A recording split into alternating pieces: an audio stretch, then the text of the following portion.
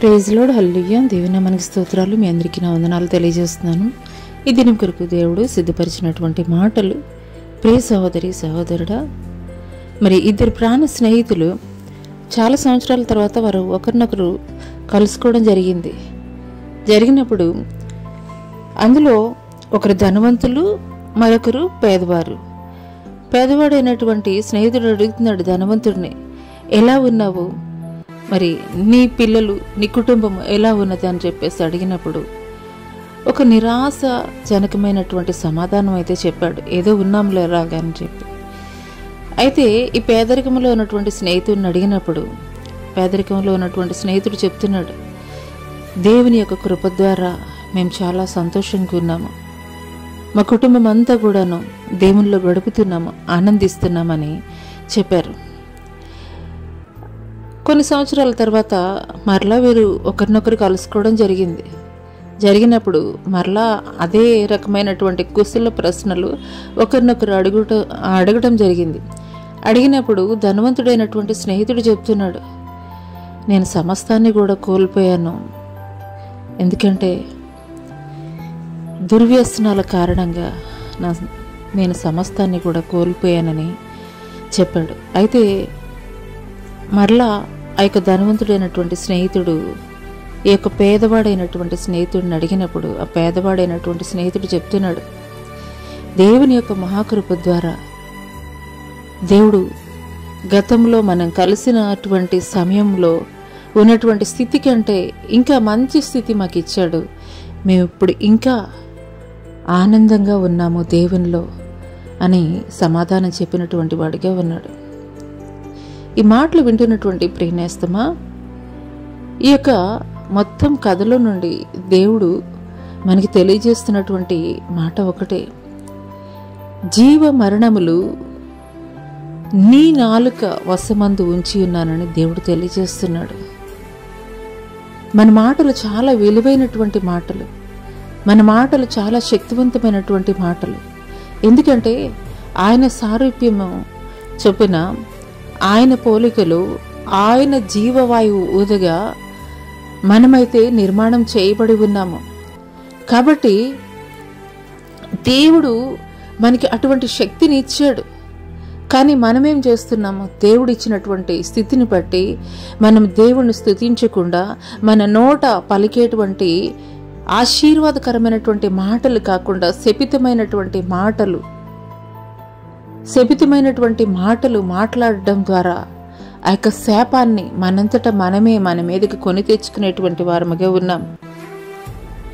Bible గ్రంథంలో చూసుకున్నట్లయితే ఒక్క నోటి మాట ద్వారా దేవుడు సర్వసృష్టిని సృష్టించాడు. ఒక పరిశుద్ధ గ్రంథంలో యెహోషువ మరి ఒక్క నోటి మాట ద్వారా సూర్య చంద్రుల్ని ఆగిపోమని చెప్పినప్పుడు ఒక దినమంతా ఆగిపోయినటువంటి వారిగా ఉన్నారు. ఒక ఏలియా 3.5 సంవత్సరాలు వర్షమైనా మంచైనా కురవద్దని దేవుని నామం పేరట ఆజ్ఞాపించినప్పుడు ఆగిపోయినట్లుగా ఉన్నది. ఒక ఏలియా ఆకాశం నుండి అగ్ని దిగిరమ్మని దేవుని వేడుకున్నప్పుడు అగ్ని దిగి వచ్చింది. ఏలియా మన వంటి స్వభావము కలిగినటువంటి వాడే అయినప్పటికీ కూడాను గొప్ప కార్యాలు చేశాడని లేఖనం తెలియజేస్తుంది. అవును ప్రియ సహోదరి సహోదరుడా, నీవు కలిగినటువంటి పరిస్థితిని బట్టి దేవుణ్ణి స్తుతించగలుగుతున్నావా? దేవా, నీవిచ్చినటువంటి మంచి పరిస్థితిని బట్టి నీకు వందనాలు అని దేవునికి కృతజ్ఞతాస్తుతులు నువ్వు చెల్లిస్తూ ఆశీర్వాదకరమైనటువంటి మాటలు, దీవెనకరమైనటువంటి మాటలు నీ నోట నుండి ఎప్పుడైతే నీవు పలుకుతావో అప్పుడు దేవుడు నిన్ను ఆశీర్వదించడం మొదలు పెడతాడు. ఈ కథలో ధనవంతుడు తను సమృద్ధిని కలిగి ఉన్నప్పటికీ కూడాను ఒక నిరాశతో కూడినటువంటి మాటలు మాట్లాడాడు. తాను మాట్లాడినటువంటి మాటలను బట్టే తను కలిగినటువంటి స్థితిని కోల్పోయినటువంటి వాడిగా ఉన్నాడు. కానీ ఈ యొక్క బీదరికములో ఉన్నటువంటి వ్యక్తి తను కలిగినది కొంచెమైనప్పటికీ కూడాను దేవుణ్ణి బట్టి దేవుని నామాన్ని మహిమపరుస్తూ దేవుడిచ్చిన దాన్ని బట్టి ఆనందిస్తూ దేవుణ్ణి ఘనపరుస్తున్నప్పుడు దేవుడు తన స్థితిని మార్చినటువంటి వాడిగా ఉన్నాడు.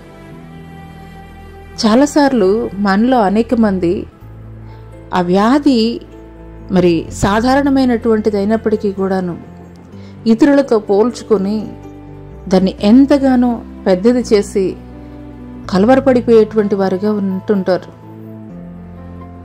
ఒక హిజ్కియా మరణకరమైనటువంటి రోగం కలిగి ఉన్నప్పటికీ కూడాను దేవుణ్ణి ప్రార్థించినప్పుడు తన ఆయుష్కాలాన్ని పొడిగించాడు. 15 సంవత్సరాల్లో మరణించవలసినటువంటి అతని ఆయుష్కాలాన్ని 15 రోజుల్లో మరణించవలసినటువంటి అతని యొక్క ఆయుష్కాలాన్ని 15 సంవత్సరాలు పొడిగించాడు.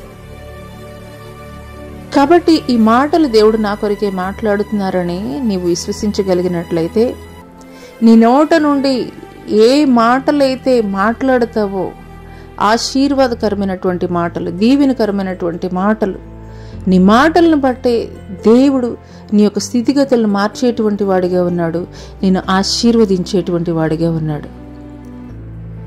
ఇప్పటి వరకు నీ యొక్క ఆలోచన, నీ మాటలు దేవుడు ఎంత ఆశీర్వదించినప్పటికీ కూడాను నీ యొక్క మాటలు నిరాశజనకంగా ఉన్నట్లయితే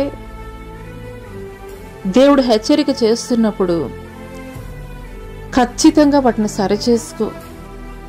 దేవుడిచ్చేటువంటి ఆశీర్వాదాలని సమృద్ధిగా నీవు పొందుకో. అటి కృప దేవుడు నీకు దయచేయనుగాక. ఆమేన్.